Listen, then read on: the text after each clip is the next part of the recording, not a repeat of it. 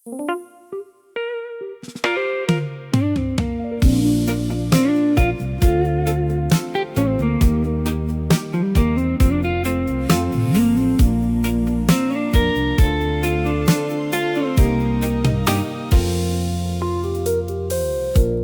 ค่ำคืนที่ใจสั่นไหวเธอเรียกชื่อในความมืด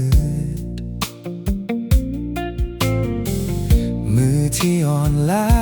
แทบหมดแรงยังมีทางให้ฉันก้าวไปเมื่อใจฉันแตกเป็นเสียงพระองค์ทรงรวบรวมใหม่เสียงรักนั้นพาฉันยืนเหนือความกลัวที่รุมเร้าที่ปรึกษามหัศจรรย์พระเจ้าผู้ทรงมหิทธิฤทธิ์พระบิดานิรันดร์และองค์สันติราชที่ปรึกษามหัศจรรย์พระนามที่ฉันวางใจเมื่อโลกนี้ไม่แน่นอนพระองค์ยังคงอยู่ทุกหยดน้ำตาที่ร่วงลง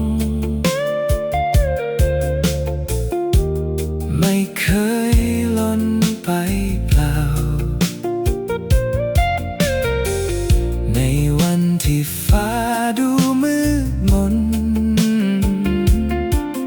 ยังมีแสงจา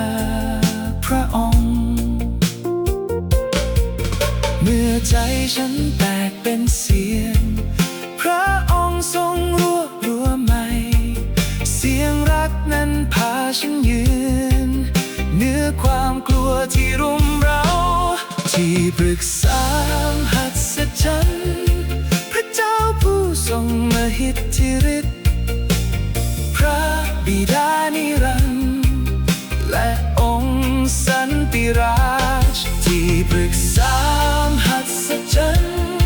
พระนามที่ฉันวางใจเมื่อโลกนี้ไม่แน่นอนพระองค์ยังคงอยู่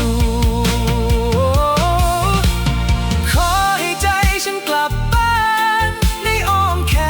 นแห่งความจริงให้ความหวาดกลัวเงียบไปเมื่อพระองค์ตรัสกับใจที่ปรึกษามหัศจรรย์พระเจ้าผู้ทรงมหิทธิ